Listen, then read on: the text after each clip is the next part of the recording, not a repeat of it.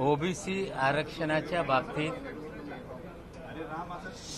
परवा जे सुप्रीम कोर्टामध्ये स्थगिती देण्यात आली त्या आदेश याच्यात दोन आदेश पारित करण्यात आले होते। एक जिथे आज भंडारा गोंदिया निवडणुका सुरू असताना किंवा नगरपंचायतीच्या निवडणुका तिथे ओबीसीचे जागा सोडून बाकीचे निवडणुका घेतले पाहिजे आणि त्याच ऑर्डरमध्ये पुढे ज्या निवडणुका आहे जोपर्यंत ओबीसीचा निकाल होत नाही तोपर्यंत निवडणुका घेऊ नका।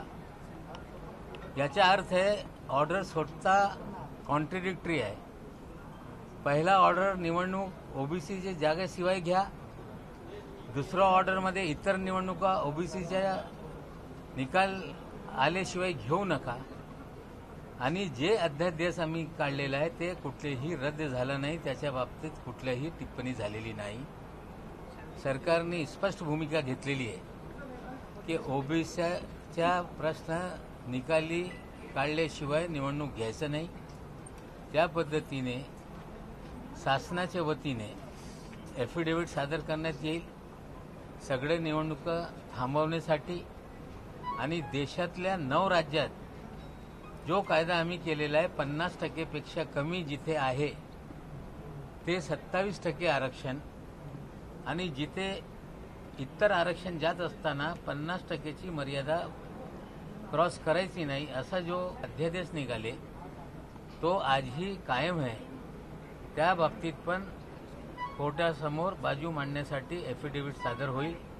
इंटरव्ह्यू करणार आहे 13 तारखेच्या आधी एक तरी ओबीसी सकट निवडणुका 2 जिल्ह्यात झाली पाहिजे, नगरपंचायतीमध्ये झाली पाहिजे किंवा सगळी निवडणुका थांबवा अशी भूमिका मांडण्याच्या बाबतीत कॅबिनेटमध्ये एकंदरीत चर्चा झालेली आहे।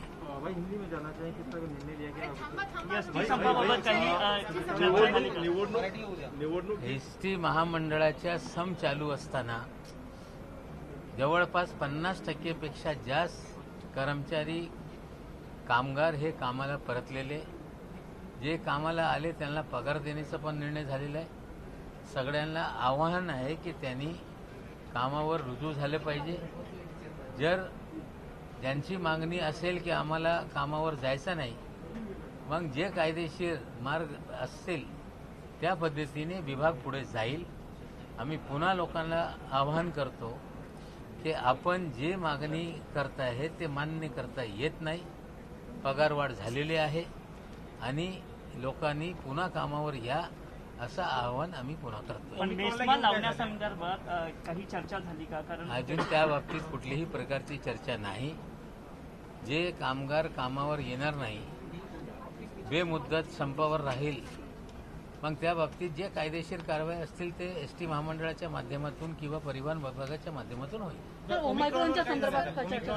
ओमायक्रॉनच्या बाबतीत आणि एकंदरीत कोविडच्या बाबतीत सगळा सादरीकरण आपल्या मंत्रिमंडळामध्ये झाला। कोविडची संख्या हळूहळू आता दर दिवशी 700 पेशंट हे या राज्यामध्ये पॉझिटिव्ह निघत आहे। ॲक्टिव्ह पेशंटची संख्या 6000 झालेली आहे, म्हणजे आता कोविडचा प्रादुर्भाव हळूहळू कमी होते। आपल्या देशामध्ये एकंदरीत ओमायक्रॉनचे पेशंट 22 आहे, पण या ओमायक्रॉनचा प्रादुर्भावापासून जर नुकसान कमी करायचं असेल तो वॅक्सिनेशन मोठ्या संख्येने वाढवलं पाहिजे। गेल्या आठवड्याभरातून वॅक्सिनेशनची संख्या वाढलेली आहे। ज्या जिल्ह्यामध्ये ही टक्केवारी कमी आहे त्या ठिकाणी विशेष लक्ष देण्याबाबत सगळ्या पालकमंत्र्यांना विनंती करण्यात आलेली आहे आणि त्याचबरोबर जवळपास 1.5 कोटी लोक अशी आहे ज्यांनी फर्स्ट डोस घेतल्यानंतर त्यांच्या हे जे कालावधी असतात ते संपल्यानंतरही त्यांनी वॅक्सिनेशन अजून घेतलेलं नाही, ते कॉल सेंटरच्या माध्यमातून त्यांना ट्रेस करून त्यांना पण लवकरात लवकर वॅक्सिनेशन देण्यासाठी कार्यक्रम या विभागाच्या माध्यमातून घेण्यात आलेला आहे आणि आमचा टार्गेट आहे की जास्तीत जास्त वॅक्सिनेशन झालं पाहिजे याची चर्चा झाली। ओबीसी रिजर्वेशन जो राजनीतिक दिया गया था मंडल आयोग के आने के बाद, 2 दिन पहले सुप्रीम कोर्ट ने उसे स्टे दिया और जो आदेश दिया है कि जहां पे नगर पंचायत और जिला परिषद के चुनाव हो रहे हैं वहां ओबीसी की सीट छोड़ के बाकी चुनाव लिए जाएं। और उसी ऑर्डर में कहा गया है कि आगामी दिनों में जो चुनाव होंगे जब तक ओबीसी के आरक्षण का मामला तय नहीं होता वहां चुनाव ना हो। जो हमने कानून बनाया गया था, जो देश के 9 राज्यों में कानून है, जिस कानून के तहत हर राज्यों में 50% की मर्यादा के तहत 27%, 26% अलग अलग आरक्षण अलग अलग राज्यों में दिए हैं, वैसे ही कानून हमने बनाया। उसको लेके आदेश में कोई टिप्पणी नहीं की गई। हमने निर्णय लिया है कि सुप्रीम कोर्ट में फिर हम लोग जाएंगे। जो सुप्रीम कोर्ट का ऑर्डर 2 दिन पहले का है वो स्वयं कॉन्ट्रडिक्टरी है। अगर चुनाव नहीं करना है तो कोई भी चुनाव नहीं होना चाहिए। हमारा कानून ये वैलिड है। ये सारी चीजें हम रखेंगे और हमारी मांग रहेगी कि या तो हमें परमिशन दिया जाए, जहां प्रोसेस शुरू हो गई वहां ओबीसी के भी चुनाव हो, नहीं तो सारे चुनाव रद्द करने के लिए आदेश दिया जाए। इस तरह की भूमिका सुप्रीम कोर्ट में सरकार की तरफ से रखी जाएगी। सर, ओमिक्रॉन को लेकर के क्या कोई नए रेस्ट्रिक्शंस लगने वाले हैं? क्या अप्रोच रहेगा? किसी भी प्रकार का कोई रिस्ट्रिक्शन लगाने का कार्यक्रम नहीं है। जो सरकार की तरफ से गाइडलाइन दी गई थी उसका पालन हो। ओमिक्रॉन के केसेस देश में केवल 22 हैं। ओमिक्रॉन अगर लोगों ने वैक्सीनेशन टीकाकरण किया है उस पर उसका असर कम होता है। हमने टारगेट बनाया है कि जो टीकाकरण है उसे बड़े पैमाने में उसमें तेजी लाई जाए। 1 सप्ताह में बड़ी तेजी आई है। लगभग 1.5 करोड़ लोग ऐसे हैं जिनका सेकंड डोज की टाइमिंग होने के बाद वो नहीं लगा पाए। कॉल सेंटर द्वारा उन्हें सूचित करके उन्हें भी पूरी तरह से वैक्सीनेट किया जाएगा और टीकाकरण पे ज्यादा जोर देने का सरकार ने निर्णय लिया। सर, सुप्रीम कोर्ट में परमवीर सिंह की हियरिंग है 11 दिसंबर को, जहां पे फैसला आएगा कि सीबीआई को सारे केसेस जाने हैं या नहीं। तब तक महाराष्ट्र सरकार कोई चार्जशीट फाइल नहीं कर सकती। तो ऐसे में क्या आप लोग कोई रिजॉइंडर फाइल करेंगे? क्या आप फिर से ओपोज करेंगे? गृह विभाग उसको लेके चर्चा कर रहा है, लेकिन देश में सबसे बड़ा सवाल अब ये खड़ा हो रहा है कि मानव अधिकार के बहुत सारे मामले हैं जो सुनवाई के लिए नहीं आते। कई सालों से लोग जेलों में हैं, वो लिस्टिंग नहीं होते। और कुछ लोग जो क्रिमिनल हैं, भ्रष्ट हैं, अलग तरीके से कोर्ट से प्रोटेक्शन चाहते हैं, उनकी प्राथमिकता किस तरह से तय हो रही है, ये देश की जनता के मन में बड़े पैमाने पे सवाल खड़ा हो रहा है। देश में न्यायालय सभी लोगों के समान न्याय देने के लिए बनाए गए।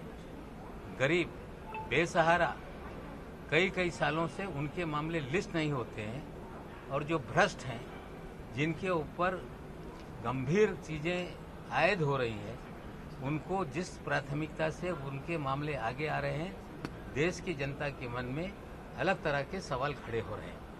सर, एक चॅलेंज करून सुप्रीम कोर्टात गेलं होतं। नाही, या राज्यामध्ये मराठा आरक्षण असेल, ओबीसी आरक्षण असेल, ते जे कोणी कोर्टात याला चॅलेंज करताय त्या सगळ्यांना भाजपची फूस आहे। मी आधीपासून बोलतो, भाजप हे संघाच्या राजकीय विंग आहे।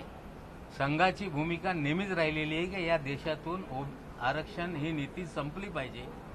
गोलवरकर गुरुजीपासून आजपर्यंत संघाने नेहमी आरक्षण नको या देशामध्ये याची भूमिका त्यांनी वारंवार मांडलेली आहे। मंडल आयोगाच्या अंमलबजावणीची वेळी पण संघाचा विरोध होता।